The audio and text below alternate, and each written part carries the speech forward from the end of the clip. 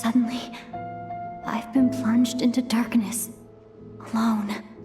It feels strange, as if something has grabbed hold of me. Is DOTTORE now powerful enough to interfere with space itself? Look at you, standing so still in total silence. I almost didn't recognize you. Hello there, traveler. He seems to be in a good mood. Wait, what's that behind him? Ah, so you noticed. This is the completed trilune. 2 primordial moon marrows and 1 artificial specimen. You are wary of it. Good. Maintain that reverence. You performed well in that recent battle. Brave and reckless as always. Courage is the sign of a true hero, and impulsiveness is the hallmark of those who strive to advance. I say this not to belittle you. Most creatures are far more timid by comparison. 3 moon marrows. Does that mean the artificial one is now complete too? Well spotted. What do you think? For a replica I built myself, I dare say it looks the part. DOTTORE, are you planting illusions in my mind? I have no interest in fooling your eyes. On the contrary, I hope to show you the true essence of all that you see before you. Is this not a beautiful city? People live in peace and find joy in their work. The streets are safe. People can even leave their doors unlocked at night. You might say it is the Elysium everyone dreams of.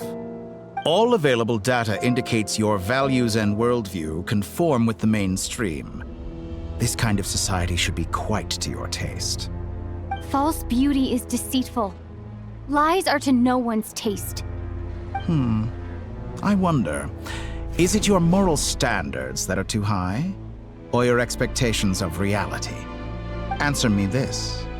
If someone existed in a sweet dream from the moment they were born, a dream in which they never once felt pain, which do you think they would consider superior? The dream or the reality? That's pure sophistry. It has nothing to do with your actions. As I suspected. You have yet to understand all of this for what it really is.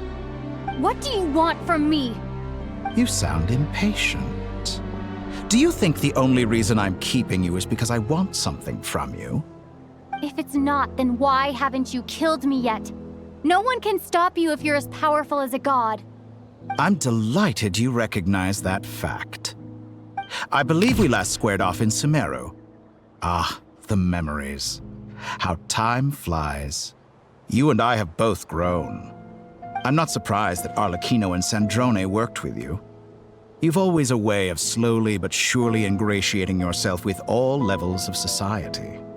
People laud you as a hero, but I suspect there's more to it than that. Oh, but to be clear, I don't say that to flatter you. Do you always give your opponent an appraisal before you deal the final blow? Call it a long-time habit. I'm a researcher, and one of my duties is to give an objective assessment of my subjects. But you misunderstand. We are not opponents. Not at this moment. I just want to talk. Think back to Tartaglia, Arlecchino, Capitano, Colombina, and now even Sandrone.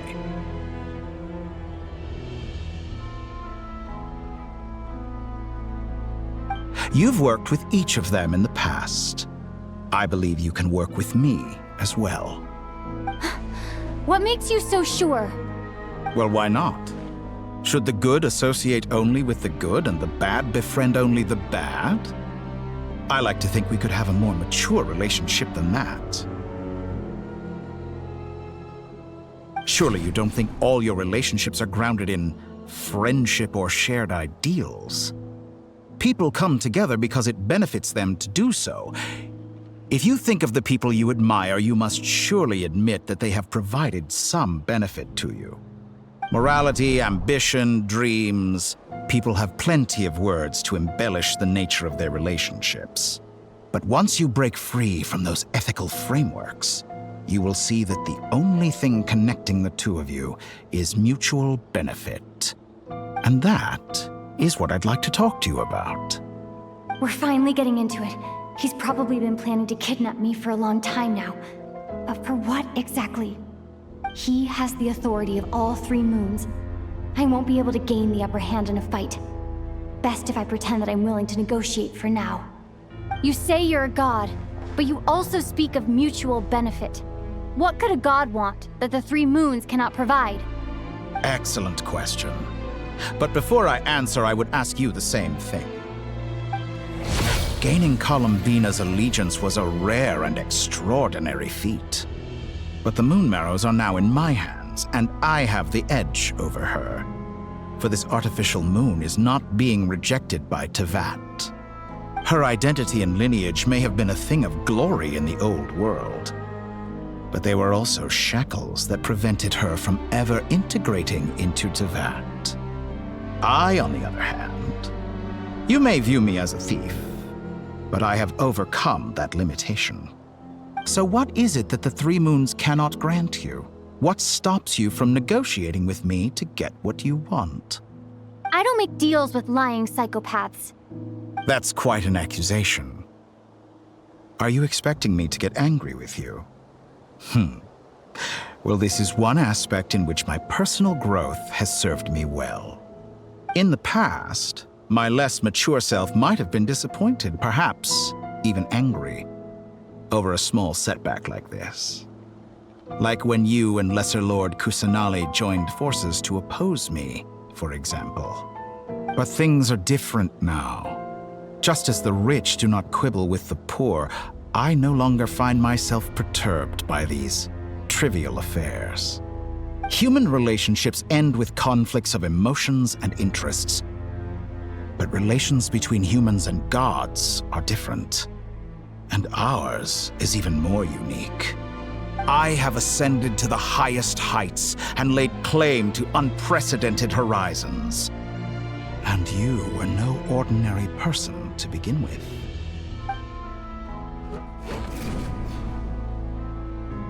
Allow me to show you the world, Descender.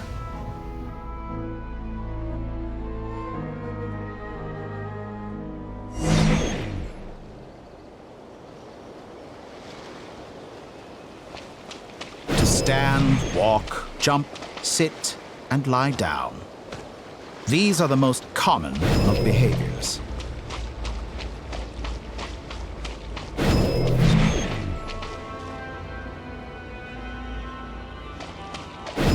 Have you ever wondered why we were born following such laws? Who stipulated that we could not fly instead of walk?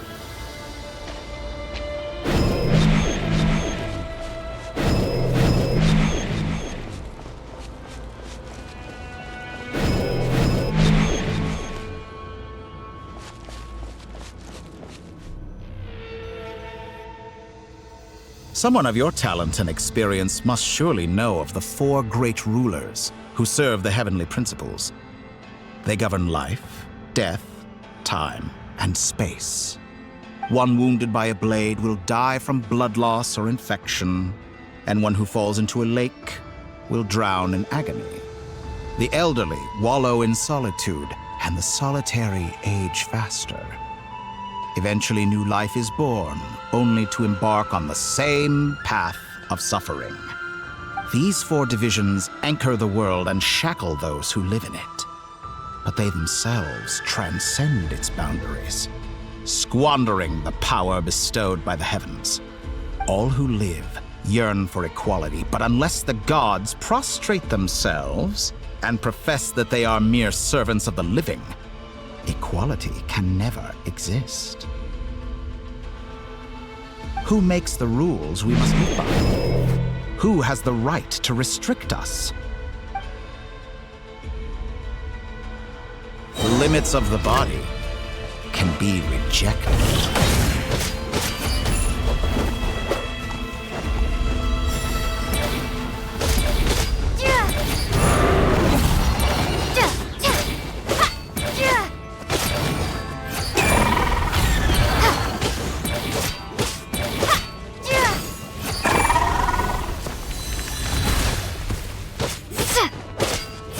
How does it feel to be among those with absolute power? You cannot conceive the extent to which your flesh hinders your mind and spirit.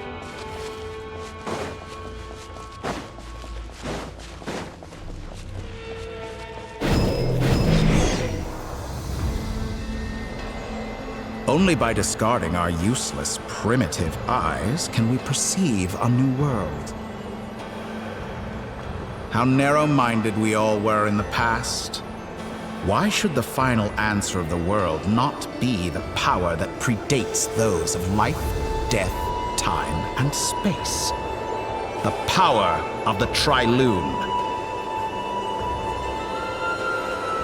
Through it, I have glimpsed new experimental possibilities. Nature suppressed, authority exiled, souls controlled.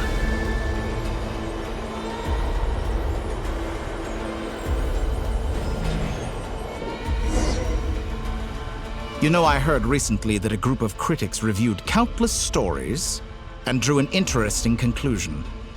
They found that it is more often than not the villains who strive tirelessly to push the boundaries of progress. In fact, long before this, someone voiced a similar idea in an academia editorial. I felt a great affinity with this perspective. I have never been afraid to step up and play the role of the villain. Fanatics are trampled down for their transgressions, and those who transcend are rebuked for their audacity. And so, the majority of creatures are too timid to follow my lead. But all sacrifices made during my experiments have been worthwhile, as you can now see.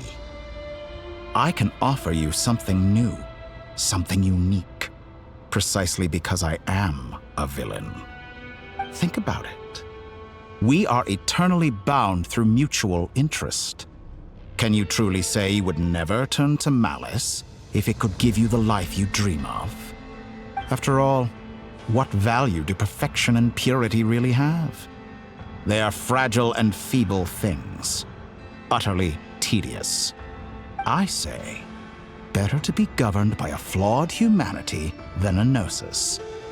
The true seeker of knowledge is the villain who undergoes countless tribulations in pursuit of their goal. I'm sure many people have told you that you're different. Because I'm a descender? Exactly. Very clever. But what has that got to do with you? I do not conceal my wicked deeds, my selfish desires, or my greed. A true researcher must act as I do if they are to understand and speak of the truth. And yet, a knowledge seeker like myself will inevitably grow tired of studying Tevat beyond a point. You have traveled to all corners of the world and met many people. Along the way, there have been moments when you were misunderstood or even became a wanted criminal. And all the while, you have spent your days doing some of the most mundane jobs in the world. You fight and toil, claim minuscule rewards from my friend Pantalone, then you fight some more, winning some battles and losing others as your search goes on. And this cycle continues, with no end in sight. Surely you must sometimes grow weary of being stuck in this same loop day after day. We're completely different. I embrace everything that life throws at me. I am engaged in every step of my journey. How does that make us different? I too embrace what life brings, researching everything that interests me. Think of all the novel things I've managed to create, like the artificial moon marrow. Don't you see? As unique a specimen as she was, even Columbina is not irreplaceable. Take that back! She's gone because of your actions! I didn't say that to anger you. Though admittedly, I don't see what there is to be angry about. Anything Columbina could do for you, I can do better. I know what your ultimate goal is. You wish to walk the path your brother walked and seek answers from him at the end of that journey, don't you? Someone like you could never understand what it feels like to care about another person the way I care about him. Perhaps not. But that doesn't mean I can't help. I could find your brother right now, bring him before you, and make him give you the answers you seek. Don't be so presumptuous. You'll never begin to understand the situation between us. Oh, no. This is no presumption. I'm only offering what I know is possible with the power of the Trilune. But it seems like you would sooner continue with your journey through this world. Why? Do you truly desire this journey? Or is it simply a necessary process from which you cannot escape? Think of all the time and energy you have spent, everything you've had to endure just to make it this far. Is this really what you want? Or has your hand been forced by the promise of that final answer? Yes, you have made many friends. But do they ever spare a thought for the void in your heart and what it yearns for? What you want is not friends. It is family. But do they know this? I, on the other hand, am far more considerate. Join my experiment, and in return, I will bring your meaningless journey and all its struggles to an end. This is a malicious attempt to manipulate me. But at the same time, he's stating some very human truths. Of course, he's right about my predicament. How can I deny it? I have faced ungrateful strangers, never-ending troubles, an endless quest for answers. I want to see him. After everything I've been through, words can't describe how much I miss him, how much I want to be reunited with him. Wherever you are right now, do you miss me too?